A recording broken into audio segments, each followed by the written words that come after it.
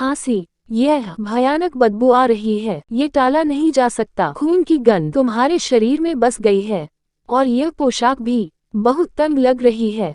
गंभीर स्वर में, युवराज, क्योंकि यह आपकी मंगेतर लॉरेंस परिवार की युवती से पहली मुलाकात है, आपको उनका सम्मान करना चाहिए। मन ही मन, विवाह हुआ, मैं अभी अभी इस दुनिया का आदी होना शुरू ही हुआ था और शादी सिर्फ मेरे बोझ को अनावश्यक रूप से बढ़ाएगी। वे जल्द ही आ जाएंगे, इसलिए चलिए नीचे इंतजार करते हैं। सोचते हुए, लेकिन हम सही कह रहे हैं। मेरे लिए किसी ऐसी महिला के प्रति असम्मानजनक होने का कोई कारण नहीं है जिसने मेरे लिए कोई परेशानी खड़ी नहीं की। मुझे ये सगाई तोड़नी होगी, लेकिन बिना उसे बेवजह नाराज किए। गंभीर स्वर में, यही मेरा इरादा था, लेकिन ऐसा लगता है कि फ्लोरा, यह महिला, पहले से ही मुझे कोई सम्मान देने का इरादा नहीं रखती थी। अब तो मेरे पास भी उसे कोई सम्मान देने का कारण नहीं बचा। तेज स्वर में, मिस फ्लोरा, आप कुछ ज्यादा ही साहसी हो रही हैं। मैं समझ सकता हूँ कि आप किस नजरिए से देख रही हैं। शायद जब आपने सगाई तोड़ने की बात उठाई तो आपने मेरी परिस्थितियों के बारे में बिल्कुल भी नहीं सोचा, लेकिन जब मैंने कहा कि मैं इसकी पूरी जिम्मेदारी लूंगा तो आप घबरा गईं। मैं गंभीर स्वर में, लेकिन जब सगाई तोड़ने की बात आई तो आपको मेरे फैसले में दखल देने का कोई हक नहीं था। अब हम अपनी अपनी राह चलते हैं और इस तरह हम अपने अपने मामलों पर ध्यान देंगे। धीमे स्वर में, मैंने ये कहकर पूरी जिम्मेदारी लेने की बात इसलिए कही थी ताकि सगाई टूटने के बाद होने वाली किसी भी संभावित शादी की चर्चा को रोका जा सके। लेकिन इसका एक और कारण भी था, मैं अब उसके साथ कोई संबंध नहीं रखना चाहता था। सख्त स्वर में, तो फ्लोरा, ये हमारी पहली और आखिरी मुलाकात होगी। दुखी स्वर में, प्रिय, तुम बहुत ज्यादा पी रहे हो, तुम्हें आज के लिए रुक जाना चाहिए। रेहाना, मैंने फिर से रोमन पर हिंसा का प्रयोग किया। जब हम सामान्य नागरिक थे, मैं अक्सर उसे पीट दिया करता था, लेकिन जब हम अमीर बन गए तो मैंने खुद से वादा किया कि मैं अपने बच्चे को उस दर्द से नहीं गुजरने दूंगा। उस वादे के कारण हमारे बच्चे बिना किसी कठिनाई के बड़े हुए। गंभीर स्वर में, हाँ, ये सच है, लेकिन रोमन का क्या? वही एक बच्चा था जो मेरे साथ कठिन समय से गुजरा। मुझे नहीं पता कि मुझे रोमन के साथ कैसा व्यवहार करना चाहिए। सांत्वना देने वाले स्वर में, कृपया खुद को इतना दोष मत दीजिए।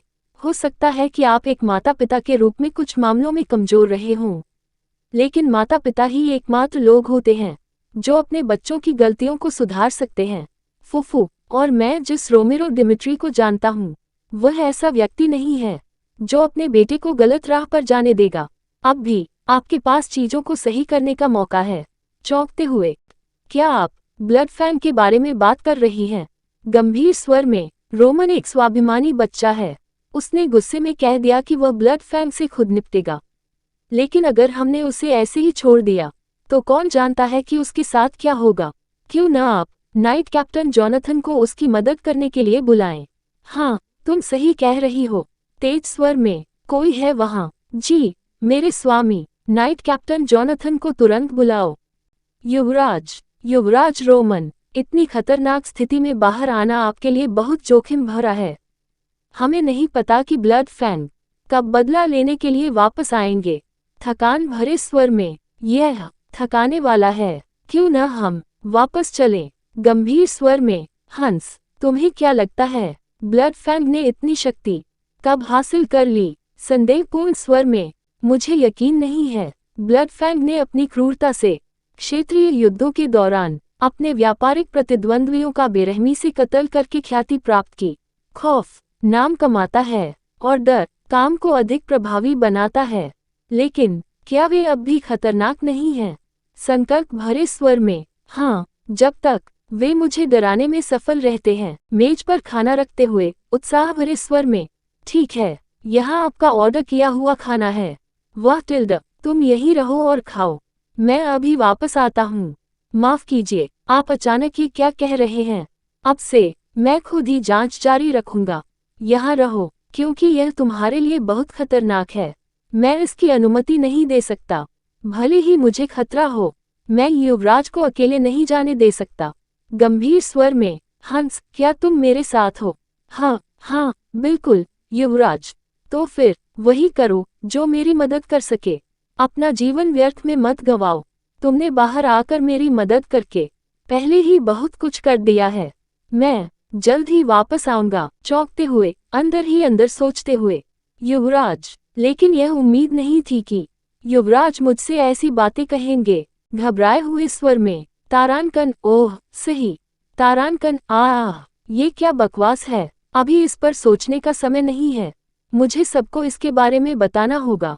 अगर इन पिछले कुछ दिनों में मैंने ब्लड फैन के बारे में एक चीज जानी है तो वो ये है कि उनकी ताकत ज्यादा प्रभावशाली नहीं है, लेकिन क्योंकि वे छोटे समूहों में काम करते हैं उन्हें पकड़ना बेहद मुश्किल है।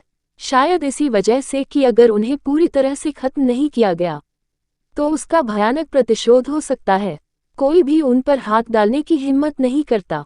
एक अदृश्य शक्ति। अगर मैं उन्हें खुद नहीं ढूंढ सकता तो मुझे बस इतना करना होगा कि उन्हें मेरे पास आने पर मजबूर कर दूं। मैंने जानबूझकर हंस के साथ गलियों में घूमना शुरू कर दिया। संभवतः अब तक उन्होंने पता लगा लिया होगा कि मैं कहाँ हूँ। इसके अलावा आज दिमित्री नाइट ऑर्डर का नियमित प्रशिक्षण दिवस है और इसी कारण सड़कों पर सुरक्षा की मात्रा काफी कम हो गई है। इसका मतलब है कि अगर वे मुझसे बदला लेने की योजना बना रहे हैं तो यह उनके लिए सबसे सही मौका है। रोमन दिमित्री, ये ब्लड फैन का बदला है। कैप्टन, कैप्टन जॉनथन, हंस, क्या हुआ? यह युवा स्वामी के बारे में क्या? शांत हो जाओ और मुझे बताओ।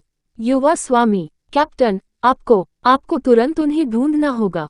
युवा स्वामी रोमन खतरे में हैं। कक, ये कमीना, कुआह, ये क्या? आखिर ये क्या हो रहा है?